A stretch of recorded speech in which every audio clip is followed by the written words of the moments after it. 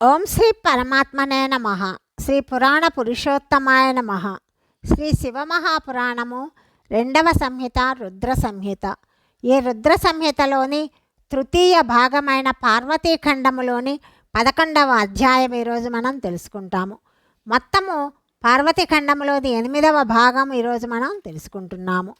ఈ 11వ అధ్యాయములో శివభగవానుడు గంగా అవతరణ తీర్థమునకు తపస్సు చేసుకోవడానికి వెళ్ళడము, హిమవంతుడు ఆ స్వామిని స్వాగతించి పూజించి స్తుతించటము, భగవంతుడైన శివుని ఆదేశానుసారము ఆ స్థలమునకు ఎవ్వరి రాకను అనుమతించవలదని చెప్పటము, హిమవంతుడు ఆ ఏర్పాటును చెయ్యటము మనం తెలుసుకుంటాము.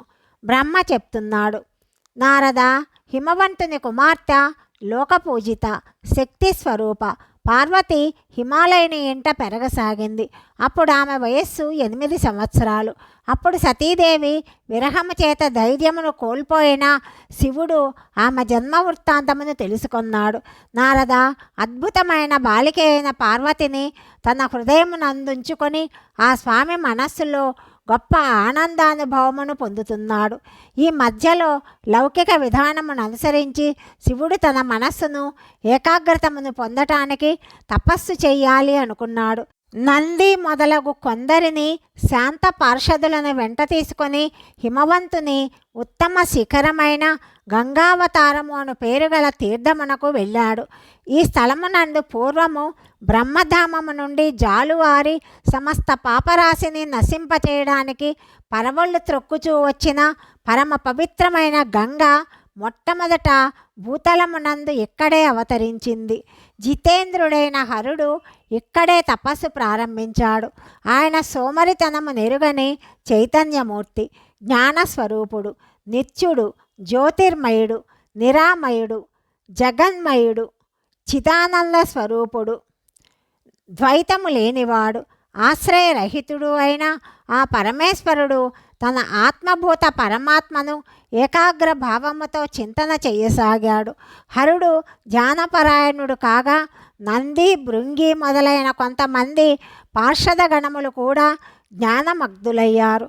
అప్పుడు ప్రమథ గణములు కొంతమంది మాత్రము పరమాత్మని సేవిస్తున్నారు. అందరూ మౌనముగా ఉన్నారు.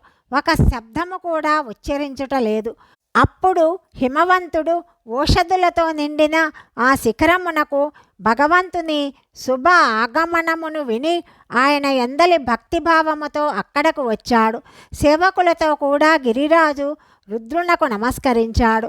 ఆయనను పూజించి ఎంతో ఆనందముతో చేతులు జోడించి స్తుతించాడు. హిమాలయుడు ఇట్లు చెప్తున్నాడు, ప్రభు, మీరు ఇక్కడకు దయచేసిన దాని వలన నా భాగ్యము పండింది. మీరు నన్ను సనాథుని చేశారు. తమరు దీనవత్సలుడని మహాత్ములు సత్యమునే చెప్పారు. నేడు నా జన్మ సఫలమైనది. నా జీవితము ఫలించింది. నా సర్వము ఫలించింది. తమరు ఇక్కడకు వచ్చి చేరుట వలన నాకు ఇదంతా లభించింది. మహేశ్వర, నన్ను తమ దాసునిగా భావించి శాంతభావముతో మిమ్మల్ని సేవించుకునే మహాభాగ్యమును నాకు ప్రసాదించండి. నేను ఎంతో సంతోషముతో అన్యచిత్తుడను కాకుండా మిమ్మల్ని సేవించుకుంటాను. బ్రహ్మ చెప్తున్నాడు, నారద, గిరిరాజు మాటలు విని మహేశ్వరుడు కొద్దిగా కళ్ళు తెరిచాడు.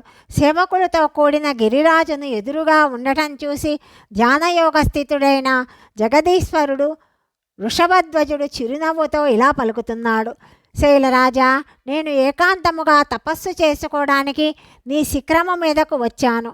నా దగ్గరకు ఎవ్వరునూ రాకుండానట్లుగా ఏర్పాటు చేయుము.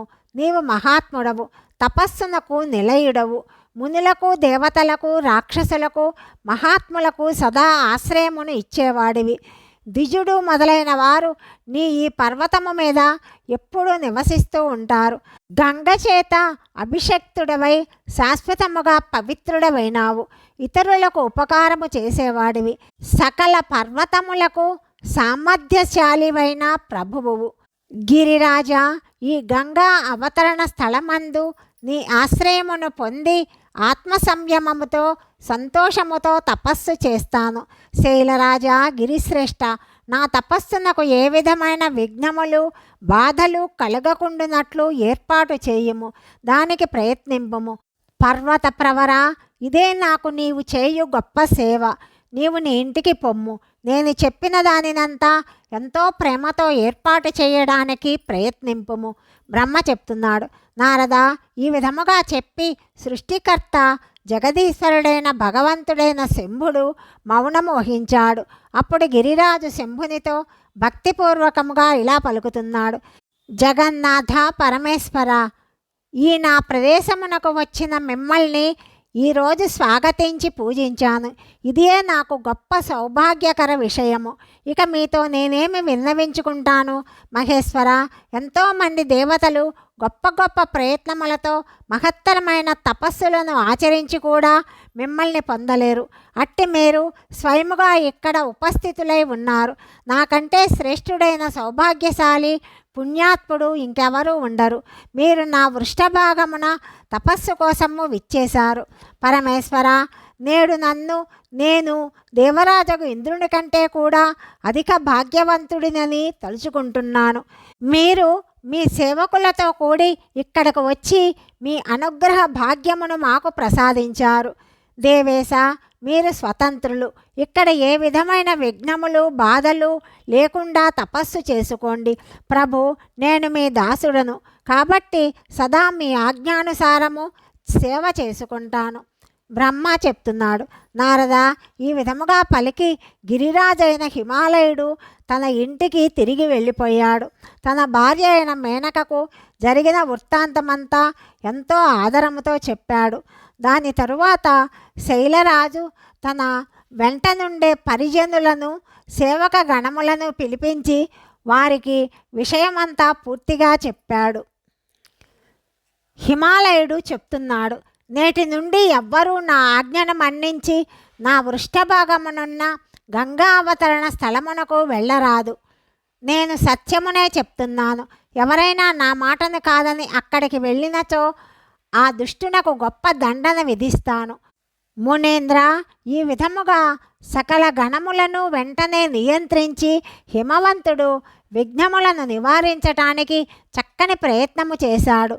అది నీకు చెప్తాను వినుము అని బ్రహ్మదేవుడు నారదునితో చెప్పాడని సౌనకాది మునులకు సూత మహర్షి చెప్పాడు.